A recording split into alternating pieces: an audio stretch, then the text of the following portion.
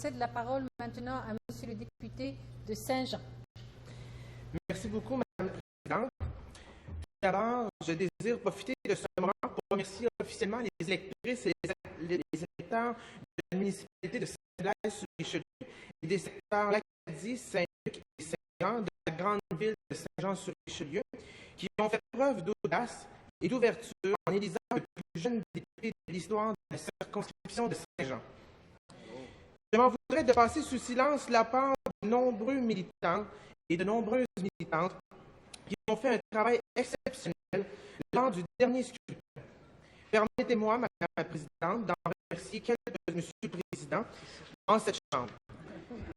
Jean, Monica, Geneviève, Huguette, Roxane, Nicolas, Carole, Jason, Marco, Joanne, Claudette, Denis, Lucille, Luc, Anne, Micheline, André, Sébastien, Vincent, Carole, Jonathan, Marc et Benoît. Sans eux et sans des dizaines d'autres, je ne serais ici pour représenter les concitoyennes et les concitoyens de ma circonscription. C'est pour moi un privilège de représenter une circonscription si riche par son histoire, par sa rivière et bien sûr par sa carte de visite qu'est l'international de Montgolfière. Cette grande richesse de ces gens, des gens fiers, accueillants et travaillants.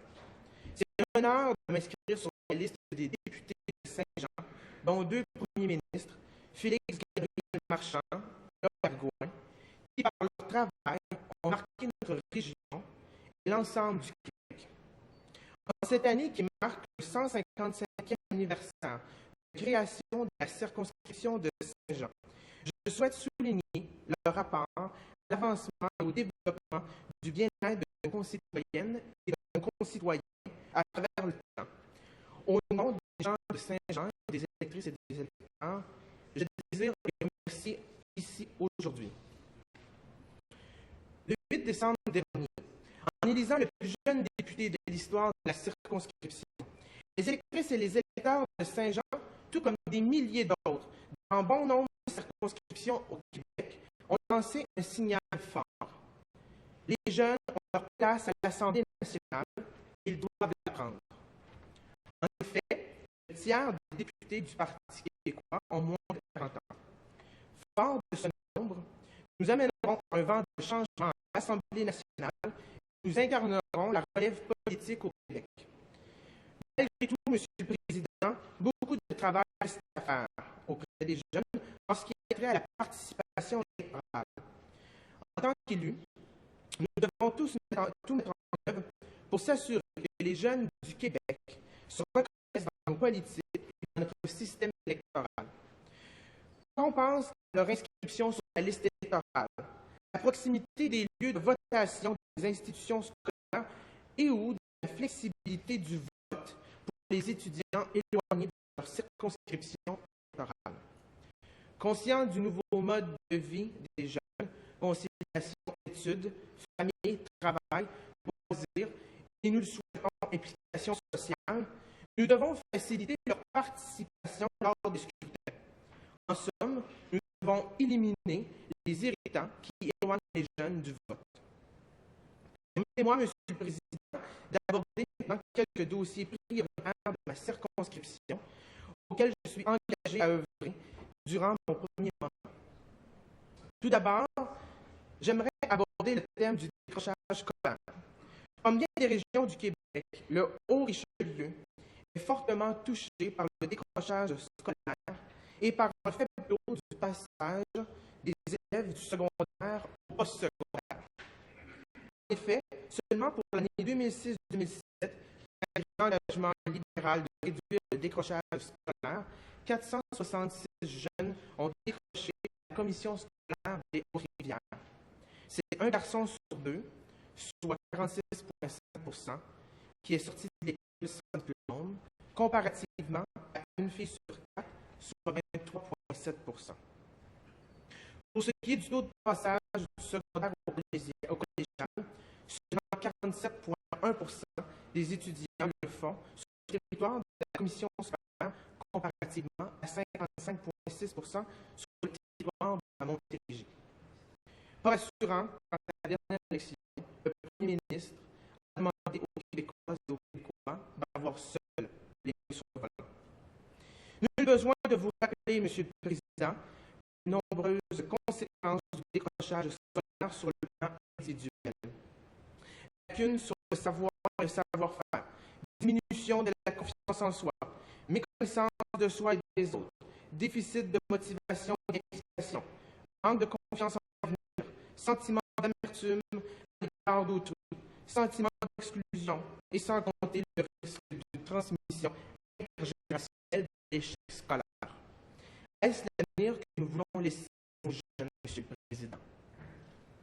Comme vous le savez déjà, Monsieur le Président, les coûts économiques du décrochage scolaire engendrent également des coûts énormes pour l'ensemble de la société. En plus des salaires manquants et des revenus de taxes inexistants, on peut aussi parler de délinquance, d'une hausse des coûts de prévention et de répression du crime, augmentation des prestations d'assurance emploi et de celle de la sécurité du revenu, des frais qui sont liés, augmentation des coûts des services de santé, recrutement difficile de main-d'œuvre qualifiée, baisse de la dignité personnelle et de l'implication citoyenne. Comme vous le constatez, Monsieur le Président, les besoins sont énormes en matière de lutte au décrochage. Malheureusement, je ne suis pas certain que le gouvernement actuel ait la volonté de mener un véritable combat contre ce fléau national. Pourtant, investir dans la persévérance scolaire procure des retombées économiques importantes. Monsieur le Président, le gouvernement lance rapidement un véritable chantier sur cet enjeu majeur pour l'avenir du Québec, pour que tous puissent partager leur expérience pour enrayer ce fléau. Laissez-moi aborder, Monsieur le Président, un autre dossier important pour la circonscription, soit celui de la santé. Dans une publicité télévisée diffusée au cours de la campagne électorale de 2003, le Premier ministre prenait l'engagement d'éliminer l'attente une fois pour toutes.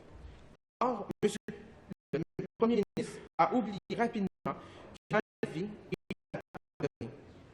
La situation d'urgence de l'hôpital du Haut-Richelieu pour les 6 premiers mois de l'année 2008-2009 est bien reluisante. En ce 1er avril, et ce n'est pas un poisson d'avril, Monsieur le Président, le relevé d'attente à l'urgence de l'hôpital du Haut-Richelieu atteint les 189 %. Un autre engagement libéral qui est plus bas, Monsieur le Président. Pas rassurant qu'en la dernière élection, le Premier ministre a demandé aux Québécois et aux Québécois d'avoir seuls les mains sur le volant. En janvier 2004, le ministre de la Santé de l'époque a déclaré que l'état de désuétude de l'hôpital du Haut-Richelieu était frappé. Les citoyennes et citoyens ont dû attendre jusqu'en avril 2006 pour qu'une annonce ministérielle soit faite pour les travaux de l'urgence de l'hôpital du Haut-Richelieu.